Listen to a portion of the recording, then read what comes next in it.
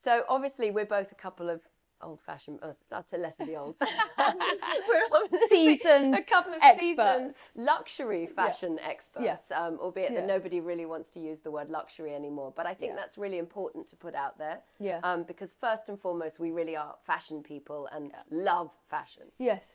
Yeah, it's true. It's true. And even though I'm working very much with sustainability now, my angle on it has been, I still love fashion. I always will. And fashion can be a force for change. And I learned that back from, like you both worked at Vogue. I started there just straight out of Central St. Martin's, and then went on to work at The Economist and work at endless different editions of Vogue around the world. And then I ended up completely by accident dressing A-list actors, including Phoebe Waller-Bridge, Olivia Colman, you name it, all these wonderful, brilliant, talented thinking women. But I got to the point where I just had enough. I'd had enough of doing all that, and I just really wanted to put something back. And it was actually through, I have to say, to be fair, working with those actresses, and when I really wanted to use their access to their audiences, which are so much wider than fashion channels, I realised I had these audiences, like, 1 billion eyeballs looked at what we did for the Oscars.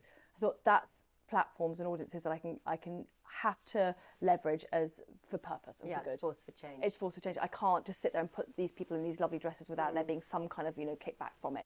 So Mary, I wanted to chat to you about BELO. Thank you so much for, first of all, for introducing me to them, because I obviously saw it on your Instagram. I really love the product. Hopefully on camera you can see the bag over there. She was actually wearing that black Jew bucket bag. Yes. I love a bucket bag anyway. And so I was immediately like, where's your bag from? And she told me that, in fact, it's a massively ethical product, which is really important now to have an ethical product, as everybody knows. And she told me that it's socially conscious and it's also environmentally conscious. Yeah. It's made from seat belts, and Mary will tell you more about that in a minute. But also what I found out, because sustainability and ethics is something that everybody's talking about in the fashion industry at the moment. There's a lot of so-called greenwashing going on, but it's okay because at least the conversation's going on. And people are very confused about what ethical is. Should we have fur, or is it better to have a plastic coat that's not biodegradable, or should we have none of it? And then that becomes a problem for the stores, and the stores are suffering. And how does that actually, how do we change the entire cycle? And in talking to Mary about BELO, and she very kindly introduced me to Shara and Maria, who are the founders, and we'll talk more about that. She also told me that she'd done a course on sustainability at Cambridge. And I want to hear more about that. Okay. So tell me what we should be looking at in a sort of nutshell as a fashion brand. Why this is better than others. And I understand it to a degree, but give me some of the kind of facts and figures and what you've learned during your course. Well, okay. So first of all, the course was at the Cambridge University Institute for Sustainable Leadership. So it's called CISL. And it was a very intense, several-month-long program that we learnt everything about sustainable leadership across all sectors. It wasn't just fashion. But for quite some time, especially in the last 4 years, I'd been really, really keeping a close eye on sustainability, because I had the incredible fortune to dress these very famous women, such as Julianne Moore, Scarlett Johansson, particularly a lot with Olivia Colman, Elizabeth McGovern, who then introduced me to Livia Firth from EcoAge, and actually that's how I met these wonderful girls. It was on Livia's recommendation. She said, I really think you'd love these girls and love their product, and that's how I met them. And they asked me to mentor them, and there we go. And the Cambridge thing really kind of resonated and confirmed a lot of what I already suspected about fashion and sustainability, is that when it started to become a thing several years ago, it became another way that fashion was going, like it would about, say, this is the new must-have, this is the new black, oh, this is sustainable. And I was like, hang on a minute. I come from an old family who we've had generation after generation, in my mother's case, 650 years of being custodians of a particular piece of land in Devon, where we've had to, the family worked and managed this land for a long time. And I grew up learning about land management and animals and welfare of animals. And so when the sustainable thing happened in fashion, I was like, my God, it's like two aspects of my lives I never thought would really come together. But you suddenly realize that farming and agriculture are very much a part of fashion, right? Like the raw materials and all that kind of thing. And it drove me mad when I thought about all those old farmers I used to grow up with and watch how hard they worked. And then you've got these brands going, oh, this is sustainable, this is sustainable. I thought, my God, and it's made of polyester. It doesn't biodegrade. It's been made in a sweatshop. It is not sustainable. And I cannot sit there and not take action. Or this is organic cotton. Yeah. Well, what does that mean? Yeah, what does that mean? Yeah. The end user, most of the audiences, unless they're extremely wised up and well-read, which most of us aren't, don't know what that means. And I got really fed up of, excuse my language, but bullshit, just reading, and like every day thousands of press releases, sustainable this, sustainable that. I'm like, no. I ended up having a DM argument with Zalando the other day just about this, actually, because I'd seen them saying sustainable on a product that was 20% recycled poly and the rest was acrylic on their website. I thought, that's just lying. It's not just greenwashing, that's lying. Anyway, so I went to Cambridge just to kind of really tune up my sustainability knowledge, because I really had done a lot around that with those women I was dressing, and then partnered with EcoAge, with Olivia Firth, and done things like Olivia Colman was the first to wear a completely sustainable gown at the Oscars. And that word, by the way, the sustainable word, I always say the S word, be careful with it, because what does it actually even mean these days? Well, also, something exists, in the way, and I often say to people with fashion, really, we don't need any new product. No, we don't. Let's be really honest, there's enough clothes in the world. But fashion will continue to exist, and we're going to want new product. Unfortunately, humans are also greedy, and also, fashion is an integral part of us, particularly women, I think. Men too, how you put yourself out there, but fashion being the thing that turns over and you have to impress with is a very sort of female thing, more so. And we're going to continue to want that. So given that, what do we do within the parameters of that? It is so complex. The main problem we've got is that there isn't legislation or regulation around this. Okay, if there was either global, local, or kind of intercontinental, multi-government agreements and pacts that agreed what is a safe and legal way to produce and manufacture and communicate, we'd be fine. But there is no unanimous kind of consensus on what is a responsible way to produce fashion that will help all nations keep the global warming temperatures to 1.5 degrees by 2030 and the other benchmarks by 2050. Now, so in absence of legislation, it then falls on other stakeholders to take up the responsibility, okay? And the thing I say to all the brands I'm consulting to is, don't ever say you want to be sustainable, because what does sustainable mean? The word sustainable means you either put back more or the same into the earth than you withdrew in the process, right? So no fashion. I always joke that the only sustainable fashion is if you just look at the tribes people and say the Amazon or Papua New Guinea. They're wearing clothes made of leaves and petals. That's sustainable. It goes back in the earth and regenerates and becomes compost and then becomes a tree again and blah, blah, blah. Anything else, frankly, isn't sustainable. So I say to all the brands, the only thing you can hope for is to be transparent, responsible as possible, and aim to be either fully circular or carbon neutral, ultimately carbon positive. Now, what does that mean? Okay, being responsible means being as sensible and practical and kind as you can across every single aspect of the way you manufacture, produce and sell. And then hopefully now take back the product as well and keep it in circulation. The idea is that you try and keep everything out of landfill or out of the charity shops, because that's another misnomer, by the way. People think, I'm going to donate to charity, I feel so much better, I'm going to drop my things at Oxfam. No, most of the time they end up in Ghana and Cantonmanto Market, which is a whole other story. Now, so that's really what brands can aim for. And the problem a lot of brands have is they're like, well, how do I tackle this issue? Because it's, as I say, the thing about sustainability and fashion is that sustainability is policy, agriculture, biochemistry, farming, mechanics, engineering, science, and all of those things are based on precision. And fashion is based on very much like the Emperor's New Clothes, it's hype. It's very fast as well. Very fast.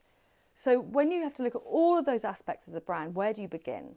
Well, most brands tend to fall for one thing or the other. They tend to either go more towards social impact, so that they say this is locally made by artisans and blah, blah, blah, or environmental impact, which is this is made from really beautiful clean textiles. Very rarely do you find a brand that manages to combine both very strong social impact and environmental impact. And that is why I fell in love with BELO, because I thought, my God, they are, for example, recently they've probably saved a total of about 4,000 metres, 4 kilometres of seat belts. And they're still a very small brand. I think that's something to very much put out there. I've just started working with them doing their wholesale. But up until now, they've not been a wholesale brand. They've been selling direct to consumer. They've been taking the feedback on the product because they both didn't come from fashion initially. So they've really been getting the feedback from the people, and now it's ready to span out to the world in a larger way. And the scary thing is, because of course, taking on the wholesale, I'm thinking as well about trying to distribute a product where you need a lot of it, so you're going into mass. there is a lot of this product. Yeah. So there's a lot of these seat all belts. these seat belts. I know. And look at them. And when I first saw these bags, I was like, but they look like something. That black bag that they very sweetly gave me, I was like, I would not be surprised to see it in the window of Giorgio Armani. To me, it's got could be Armani, it could be maybe an Alexander Wang, one of the commercial collection. I thought it's so urban and so sleek and kind of timeless, and it's brilliant. But so and it's more hard wearing, by the way, because it's seat belts. It's durable, so it's got longevity, so it's going to last, which again is sustainable. And the thing about this is that, okay, so environmental impact in terms of this brand, they are saving all of that product from going to landfill, because in Brazil, they make you change your seatbelt every 10 years in the car, I believe.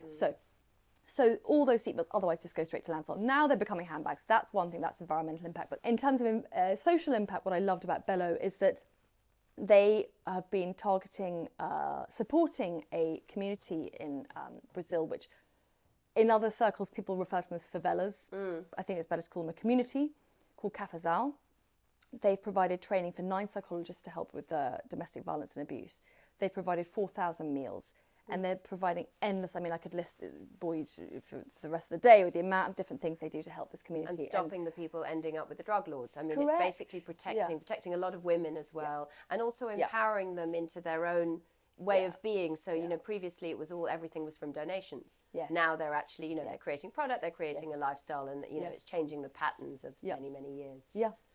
Which is... It's massive. You know, sometimes we read about things and you read something in the paper and it's nothing to do with you. You know, but actually when you really think about that on a human level, you know, there's a... and it makes you feel, just knowing that if you're carrying this, you just feel so... It's like you sprinkled magic dust around, you know, your sort of karmic magic dust around you, where you just feel it's fashion better. You're allowed to have. Yeah, exactly. And I remember when I first got the product they sent me, it had these beautiful little swing tags attached with photos of the community and these kind of handwritten cards. And the lady who actually made it, or the man with his name and his photo. It just made me fall in love with it, and it just put sort of like warm, fuzzy vibes throughout my entire sort of nervous system. I was just like, oh, this is just so lovely.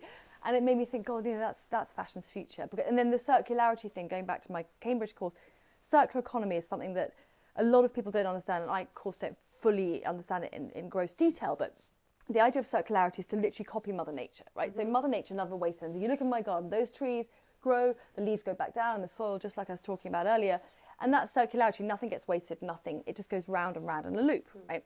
So what's great about this brand is that they're keeping that thing out of landfill, and then as the bag gets used, eventually you can then recycle the seatbelts again and again and again. And the whole idea is that you keep it out of landfill. And I think that's absolutely wonderful as well. So they are tackling, yes, environmental responsibility and social impact. They're also, by the way, using no dyes. So it's all recycled, the cotton's inside, so it will be existing. And, you know, you've seen the woven pieces that they had for the summer in all the different colours. Then they're finished because they've used those colours. So you can't then create, you know... thousands and thousands of those. Yeah, but it's just common sense. It just really makes sense. So there's not some whole, you know, this is organic cotton and we don't really know whose rules of organic it is. It's actually everything is being taken, you know, so we can be like, oh, you know, we want to get it in gold. It's not that straightforward. You know, we are going to look at, you know, we're going to make the best that we're going to do within that. What they also are, which I love about them, is that you've got those little short straps, and then you can have the long crossbody ones, and the crossbody can turn into a rucksack. So you don't need to buy 3 bags. Yeah, exactly. There you go. You've got all of that. Exactly. And I live with my black bucket bag. I ride it across my body on my scooter because I ride a little motorbike, a Piaggio, or I put it, you know, over the shoulder like that, and it looks really chic with a tailored jacket or whatever else. Or as you say, as a rucksack. I mean, it's good for the beach. Yeah, exactly. So let's talk about greenwashing, and we touched on it slightly at the beginning, and it's obviously everywhere at the moment. People are talking about we're doing sustainable, we're doing ethical, blah, blah, blah. Understandably, it is way more difficult for a massive brand to work backwards, or even a medium-sized brand that still might be independently owned, but is sort of turning over 1 million plus. It makes it very, very difficult to rewind, and obviously that's where your business comes in. Greenwashing. So what do we do about that, and how do you maneuver your way through that with a brand? Well, I think the first thing to say is that luckily there is legislation that's being drafted that's due to come out, I think, later this year. Oh, wow. The Consumer Marketing Authority finally did a white paper on this and said, you know, enough of beauty and fashion, and lots of other brands saying this is sustainable, this is sustainable, this is ethical, this is that, because what do these things even mean? And it's actually, it should really be illegal, that, because you're misleading the consumer. I mean, it's just completely wrong and dishonest on every level. So what I advise brands when they come to me and say, like, they say we've got fear of exposure. That's one thing they often say. It's like, we're using organic cotton, we're using recycled PET for our swimwear or whatever it might be, but we're scared of exposing ourselves and then getting called out. And I just say to every single brand to make sure you don't greenwash, or the opposite is green blushing, which is not talking about it enough, is just be transparent. Because in this day and age, there's things like this new entity called Oratane, who are called like these sort of detectives. I read about them the other day in The Guardian. And there are now people who are really out there trying to disseminate and trying to call out, quite rightly, call out brands that are making claims they can't substantiate. Now, to make sure you don't fall foul of that, and even just to not because of that, but just to actually just be a responsible, honest and truthful entity, all you have to be is transparent, right? And as long as I think if you're transparent and you say to your audience and your wholesale partners and your investors and your customers, we are trying, these are our goals, this is our step-by-step process. We are looking at things like B Corp certification. Okay, we're not there yet. We'd love to be a B Corp because that's one of the most, responsible ways you can operate a new business. We'd like to maybe have HIG certification, which is it's hard to achieve HIG certification. It takes a lot of resources, but you can say we're looking at all those different kind of things. We're looking at the Ellen MacArthur Foundation and her advice around a new circular economy for textiles. There's plenty of things you can look at to make sure that you are creating sensible, realistic targets, and then you communicate about those targets to the various stakeholders across your brand. It's very difficult because we're often, a lot of people are making abroad. These come from Brazil because one partner is in Brazil and we hope to be able to sell them globally. Yeah. So you've already got an issue that these things need to be shipped within a certain window. Yeah. They can't be going on a slow boat. Yeah. It's not going to work for the fashion industry. Yeah. Which is, and so that's why you can't claim, we're fully ethical, we're fully sustainable, but these are the things we are doing, presumably. Yeah. These are things we're doing and these are things we want to be doing. And I think, every brand eventually just needs some guidance around how they can eventually become carbon neutral, carbon positive, or fully circular. Fully circular is harder because unless you use offsetting, how are you going to make sure you don't really have emissions and that you are creating a closed loop manufacturing process? But there are a lot of brands you do say, oh, well, we're carbon neutral, or we, and well, how? Oh, we're offsetting. Well, how are you offsetting? Oh, well, we use this company offset for us. Well, have you certified? Have you looked at them? Have you had them audited? Do you actually know where those offset? How's that? What's the mechanics of those offsets? And so that's another type of greenwashing that's going on. Well, there's quite a few independent businesses making money out of being the ones that give you offset, your kind of tick. Yeah, and we know which ones. Yeah. So I do say to brands, be very careful with offsetting because.